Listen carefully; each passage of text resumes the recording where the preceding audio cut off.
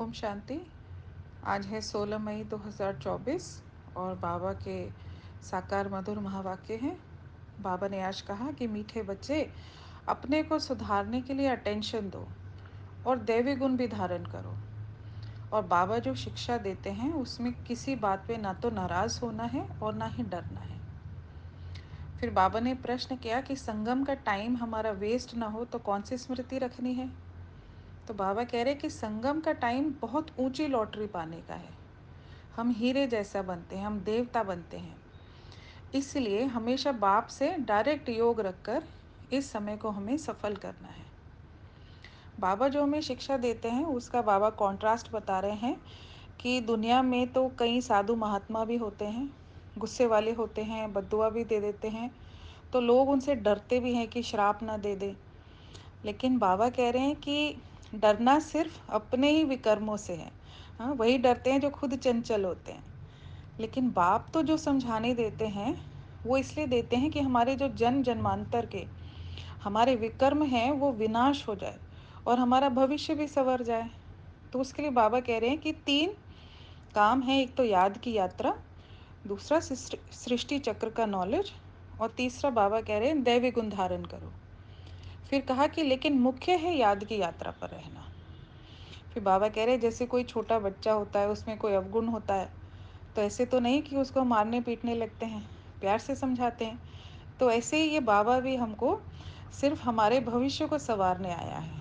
हम्म, कि जैसे सतयुग है वहाँ तो कोई ज्ञान लेगा नहीं, कलयुग में भी साहूकार है, वो तो समझते ही हम स्वर्ग में हैं, हमें ज्ञान की ज़रूरत नहीं।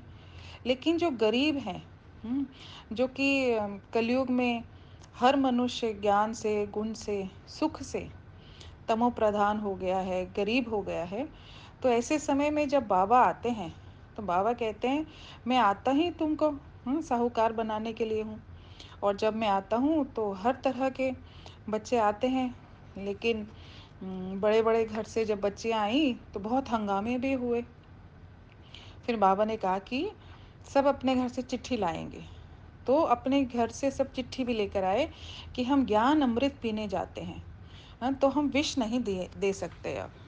तो ऐसे में बाबा ने कहा कि अब का जो समय है वो बहुत इम्पोर्टेंट है ज्ञान का, क्योंकि ये समय दोबारा नहीं आएगा। बाद में तो सब शास्त्र आदि पढ़ेंगे, बाद में भक्ति करेंगे, लेकिन ये वाला समय दोबारा नहीं आता है। कब? तब जबकि हम पहले तो माला फेरते थे और अब हम खुद माला का दाना बनते हैं। तो बाबा कहते हैं कि तुम्हारा जो ज्ञान है वो है भी 1 सेकंड का, कि एक ही सेकंड में अल्फ का ज्ञान लिया और बे बादशाही मिल गई। लेकिन मेहनत क्या लगती है? मेहनत लगती है पतित से पावन होने में। और उसके लिए जो बाबा ने हम लोगों को राजयोग सिखाया है कि अपने को आत्मा समझ, मुझ अपने बेहद के बाप को याद करो, इसमें है मेहनत। तो बाबा कहते मैं तो टीचर हूँ, मैं पढ़ाने आया हूँ, राजयोग सिखाने आया हूँ। इससे मैं ब्रह्मा को क्रिएटर नहीं कहेंगे। क्योंकि ब्रह्मा के द्वारा स्थापना कराते हैं, ब्रह्मा जी स्थापना नहीं करते हैं। वो बाबा कहते हैं कि शिव बाबा को फिर ग्रेट ग्रेट ग्रैंडफादर नहीं कहेंगे, क्योंकि वो सभी आत्माओं का बाप है, वो तो पिता है। और फिर आत्माएं आपस में भाई भाई हैं। तो ब्रह्मा जी क्रिएटर नहीं और शिव बाबा ग्रेट ग्रेट ग्रैंडफादर नहीं। तो बाबा कहते हैं ये बहुत महीन सूक्ष्म समझने की बातें हैं। फिर बाबा ने आगे कहा कि हमें अच्छी रीति जो है वो पुरुषार्थ करना है।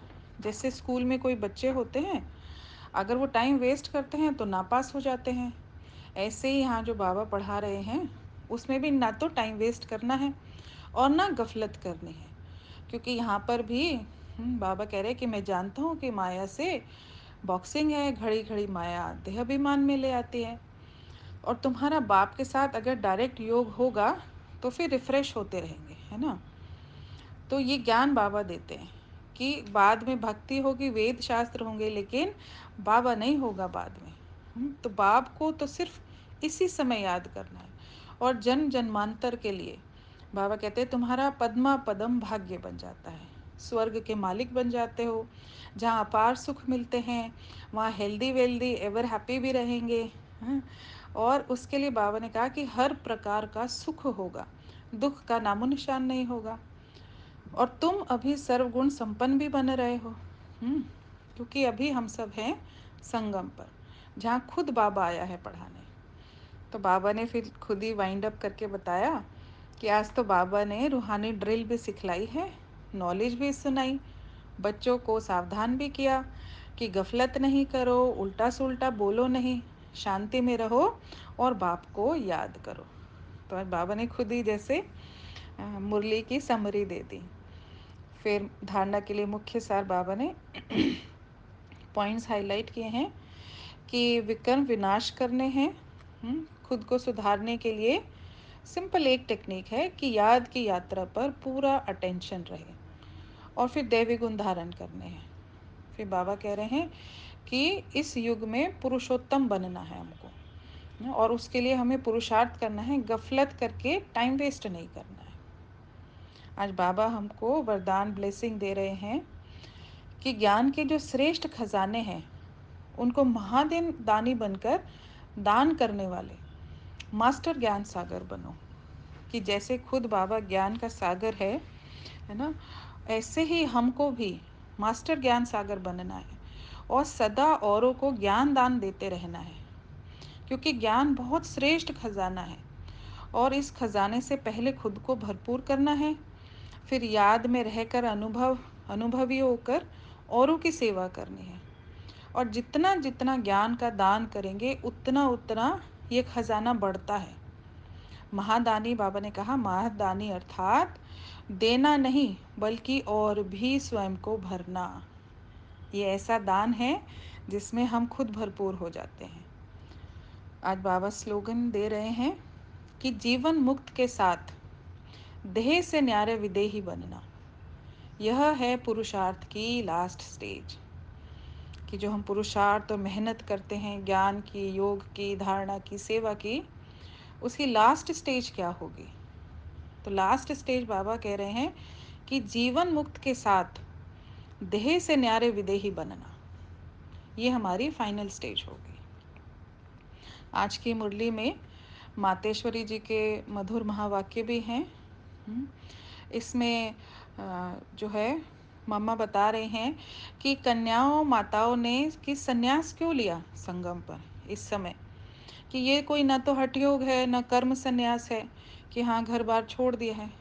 तो कह रही हैं कि यह तो सहज योग है, राजयोग है, कर्म योग है, और क्योंकि परमात्मा खुद आए हैं जीते जी, तो इस समय हमको वो ऐसी गुह्य विद्या सिखाते हैं जिससे हम 5 विकारों का संपूर्ण संन्यास करते हैं। क्योंकि आत्मा इस समय बिल्कुल काली और पतित है, तो उसको पवित्र बनना है। जैसे देवताओं की आत्माएं पवित्र होती हैं, तो सोल अगर पवित्र होती है तो मम्मा कह रही कि देखो तन भी निरोगी मिलता है ना। फिर हमने क्यों सब घर बार छोड़ा, दुनियावी बातें छोड़ी, जैसे गोपीचंद और मीरा का एग्जाम्पल दे रही हैं मम्मा, कि देखो कोई बड़ी चीज़ मिलती है तभी तो छोड़ते हैं। कोई गरीब का बच्चा साहूकार की गोद में चला जाता है, गोद ले लेते हैं, लेकिन कोई साहूकार का बच्चा कभी गरीब के पास नहीं आएगा। क्योंकि उसको बड़ा सुख मिल रहा है ना। तो अगर कोई दुनियावी चीज़ें, ये राजाई भी छोड़ रहा है तो किस लिए छोड़ रहा है, क्योंकि उसको ईश्वरीय अतीन्द्रिय अलौकिक सुख की प्राप्ति हो रही है, जिसके आगे दुनियावी पदार्थ जो हैं वो तुच्छ लगते हैं, छोटे लगते हैं।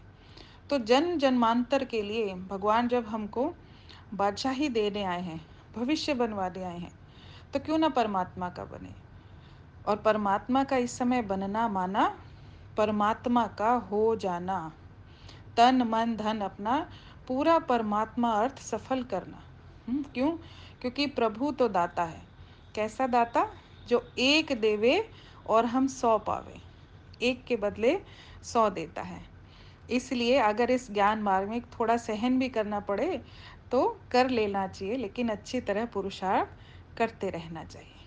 अच्छा, ओम शांति।